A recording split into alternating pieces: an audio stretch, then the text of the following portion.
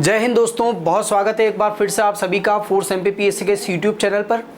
और मुख्य परीक्षा का जो एक बहुत महत्वपूर्ण पार्ट होता है निबंध का पेपर, उसके ऊपर मैंने आप लोगों को पिछले लेक्चर में बताया है कि क्या होता है निबंध, किस तरीके से उसकी तैयारी की जानी चाहिए। और आज कुछ वास्तविक, कुछ बहुत प्रैक्टिकल, कुछ बहुत महत्वपूर्ण सूत्र मैं आप लोगों को बताने की कोशिश करूंगा, जिनसे आप अपने निबंध को बहुत ज़्यादा पहले से बेहतर बना सकते हैं और पहले की तुलना में बहुत ज़्यादा अच्छे अंक भी आप लेके आ सकते हैं। तो इस रूप में आप देख सकते हैं कि ये निबंध लेखन के उसी सीरीज़ का दूसरा पार्ट है। अब देखिए, हम इन पर जब बात करें कि निबंध की तैयारी के लिए क्या क्या पूर्व तैयारी हमें करना चाहिए, तो उसमें सबसे पहले आता है कि कुछ विषयों की आधारभूत पुस्तकों का अध्ययन। कहने का मतलब ये है कि जो बहुत ज़्यादा बेसिक, आधारभूत का मतलब होता है कि कुछ जो सोशल साइंसेस हैं ज़्यादातर, उनके जो बेसिक नॉलेज होते हैं या जो उनकी जो बेसिक बुक्स होती है, और ये बेसिक बुक्स जो होती है दोस्तों, ये होती है 12वीं तक की, है ना। यानी कि कक्षा खास तौर से 9th से लेकर, अगर मेरे समझ से मैं बताऊं आपको, तो 9th से लेकर 12th तक की जो बुक्स होती हैं, यहाँ बेसिक नॉलेज या किसी भी सब्जेक्ट का बेसिक या आधारभूत ज्ञान आप प्राप्त कर सकते हो। और वो कुछ सब्जेक्ट, जैसे मैं अगर आप लोगों को बताने की कोशिश करूँ तो उसमें समाजशास्त्र है, दर्शन शास्त्र है। अब दर्शन शास्त्र में क्या होता है, तो दर्शन शास्त्र में सत्य की खोज होती है ना। सत्य के बारे में या विचार किया जाता है, और सत्य किसके बाद किसके संबंध में, तो सत्य स्वयं के संबंध में, है ना, और जीवन के संबंध में। तो जीवन के सत्य का अध्ययन ही दर्शन शास्त्र कहलाता है। एक ऐसी विधा, एक ऐसा विज्ञान ही दर्शन शास्त्र कहलाता है। तो इसकी बेसिक जानकारी आपको होना चाहिए। साहित्य, कला एवं संस्कृति से जुड़े हुए भी बहुत सारे जो बेसिक आप लोगों को अध्याय पढ़ने को मिलते हैं छोटी कक्षाओं की बुक्स में, उनको भी आप लोगों को पढ़ना चाहिए। वहाँ से क्या होता है, एक आधारभूत ज्ञान आपको मिलेगा इन सब्जेक्ट का। राजनीति एवं आर्थिक स्थितियों पर सामान्य रोचक पुस्तकें आप जो लोग देखेंगे, जैसे चाणक्य की नीति बुक है, वो राजनीति पर है।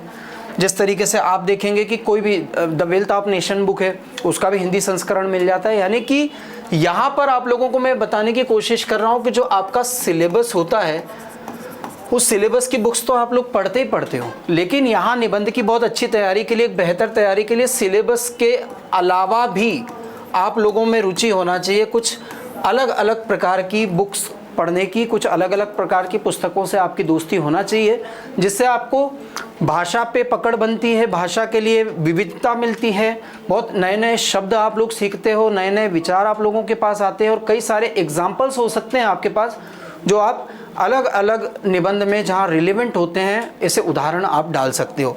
तो ये भी एक इम्पॉर्टेंट चीज़ हो गई। आगे बताया गया कि अखबारों एवं पत्रिकाओं के सामान्य लेख। देखिए, बहुत सारे जो डेली न्यूज़पेपर होते हैं, जो बहुत सारी मैगजीन्स होती हैं, खास करके अगर इनमें भी मैं बताऊं आपको, तो योजना मैगजीन जो है वो काफ़ी महत्वपूर्ण होती है। इसके अलावा जो कुरुक्षेत्र मैगजीन है, वो कुरुक्षेत्र मैगजीन भी बहुत इंपॉर्टेंट मैगजीन है। तो योजना और कुरुक्षेत्र के भी कुछ इंपॉर्टेंट आर्टिकल्स को आप लोगों को सेव कर लेना चाहिए, बार बार उनको पढ़ते रहना चाहिए।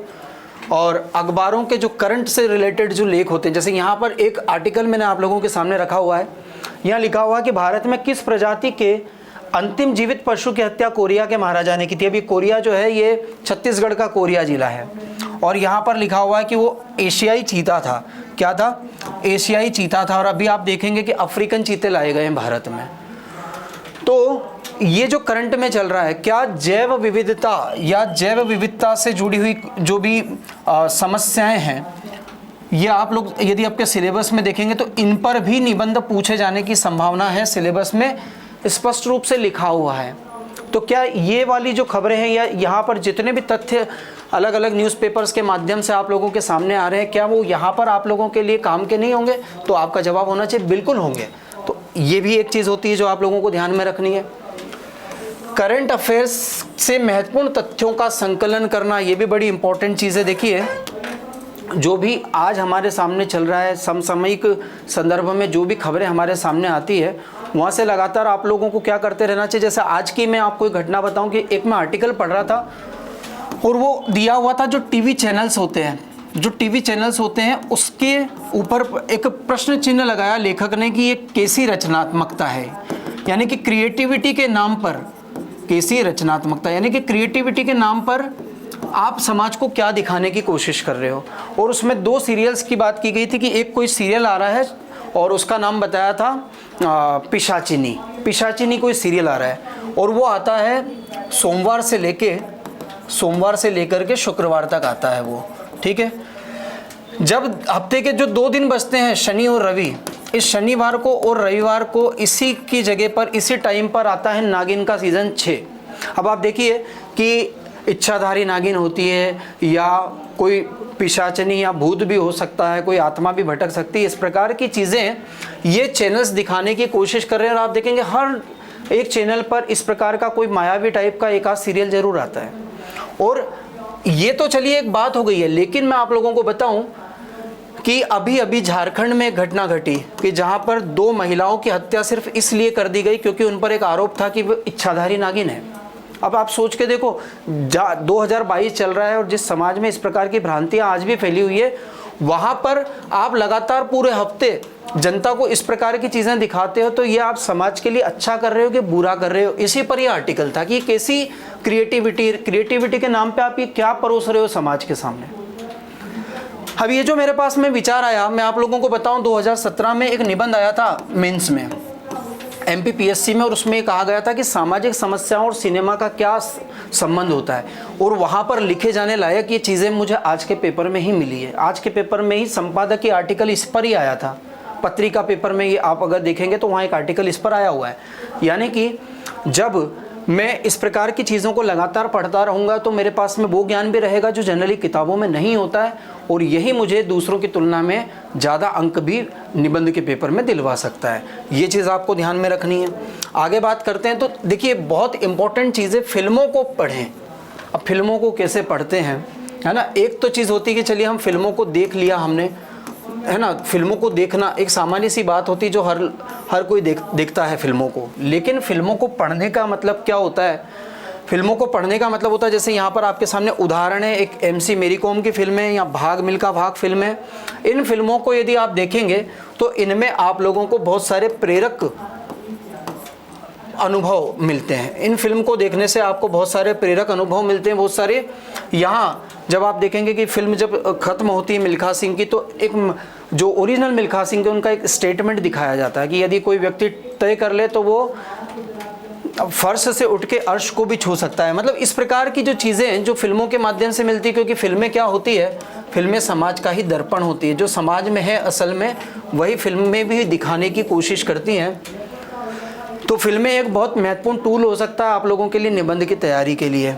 आगे यदि बात करें तो विद्वानों के व्याख्यानों को आपको सुनना चाहिए, या तो वो किसी जीवनी के रूप में या किसी आत्मकथा के रूप में मिलते हैं, ठीक है, या तो इस रूप में मिलते हैं, या फिर आप लोग देखेंगे कि जो वर्तमान समय में भी है ना, कुछ विद्वान लोग हैं, अपने अपने विषय के विद्वान लोग हैं, और आप लोग देखेंगे कि चैनल्स पर बहुत सारी डिबेट आती है, बहुत सारी चर्चाएं आती है, और उन डिबेट को भी आप लोगों को रेगुलर सुनने की कोशिश करना चाहिए। खास करके मैं अगर बोलूं तो संसद टीवी पर जो डिबेट आती है, वहाँ से आप लोगों को बहुत सारे आइडियाज़ मिलेंगे, बहुत सारे ऐसे फैक्ट मिलेंगे जिनको आप अपने निबंध में शामिल करके बहुत अच्छे अंक निबंध में लेकर आ सकते हैं।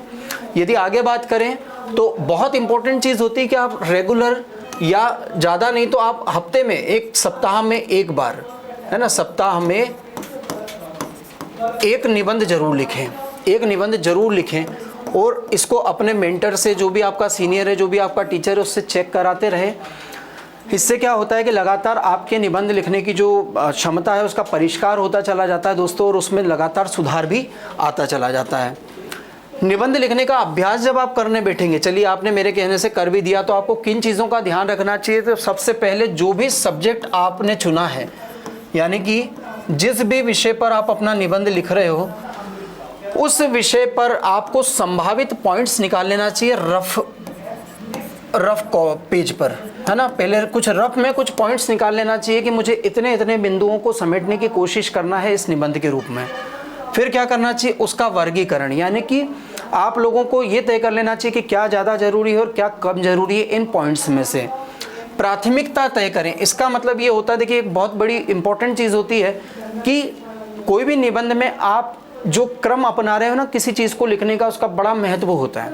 यदि बहुत इंपॉर्टेंट चीज़ आपने आखिरी में लिखी और बहुत महत्वपूर्ण चीज़ जो थी वो आखिरी में लिखी और जो साधारण सी चीज़ थी उससे आपने यदि शुरुआत की है तो एक तरीके से उस निबंध का प्रभाव समाप्त हो जाता है। तो प्रभावपूर्ण निबंध लिखने के लिए ज़रूरी होता है कि आप प्रायोरिटी तय करें कि आपको पहले क्या लिखना चाहिए, बाद में क्या लिखना चाहिए, अंत में क्या लिखना चाहिए। रफ निबंध लिखें। रफ निबंध लिखने का मतलब भी मैंने ये बताया आपको कि आपको निबंध का एक कच्चा एक फॉर्मेट बना करके और अपनी प्रैक्टिस को आगे बढ़ाना चाहिए। फिर बहुत इंपॉर्टेंट होता है कि आप शब्द सीमा का ध्यान रखें, क्योंकि यहाँ आप लोग देखेंगे कि आपको जो निबंध आता है 1000 शब्द में आता है और जो दूसरा निबंध आप लोगों के लिए आता है वो निबंध दोस्तों आपको आता है 250 शब्द में। 2 निबंध आपको 250 शब्द में भी आते हैं। तो इन शब्द सीमा का पालन करना बहुत ज़्यादा ज़रूरी है। आप बहुत अच्छा भी निबंध लिख देंगे, लेकिन यदि अगर आप शब्द सीमा का पालन नहीं करेंगे तो इससे 2 नुकसान हो जाएंगे। एक तो परीक्षक के मन में आपके लिए एक नकारात्मक भाव आ जाता है कि ये शब्द सीमा का पालन नहीं कर रहा है, और दूसरी चीज़ है कि आपके पास समय का अभाव हो जाएगा। तो ये चीज़ों का भी ध्यान रखना है। और आप माने या ना माने, लेकिन यदि आपकी हैंडराइटिंग बहुत अच्छी है, यदि आपकी हैंडराइटिंग सुंदर है, तो ये आपके निबंध में बहुत अच्छा प्रभाव क्रिएट करने का एक माध्यम साबित हो सकती है। एक अच्छी छवि आपकी निबंध को पढ़ने वाले के मन में बनने लगती है और वो आपको एक सकारात्मक नंबर देने की भी कोशिश करता है। तो ये कुछ सूत्र भी मैंने बताने की कोशिश की है, और इस तरीके से आज हम लोगों ने 2 चरणों में निबंध के जो महत्वपूर्ण सूत्र हो सकते थे उसको कैसे तैयार किया जाए और कैसे उसको कॉपी में उतारा जाए जिससे अधिक से अधिक अंक आ सकें, वो मैंने आप लोगों के साथ शेयर किया है। इसी प्रकार के इंपॉर्टेंट वीडियोस के लिए आप force NDA, force MPPSC, force SSB, force army, force physical और फोर्स मोटिवेशन जैसे जितने भी फोर्स परिवार के जितने भी YouTube मंच हैं उनसे आप लोग जुड़ सकते हैं दोस्तों। और इस प्रकार के सारे वीडियोस को लाइक और शेयर ज़रूर करते रहें। जय हिंद।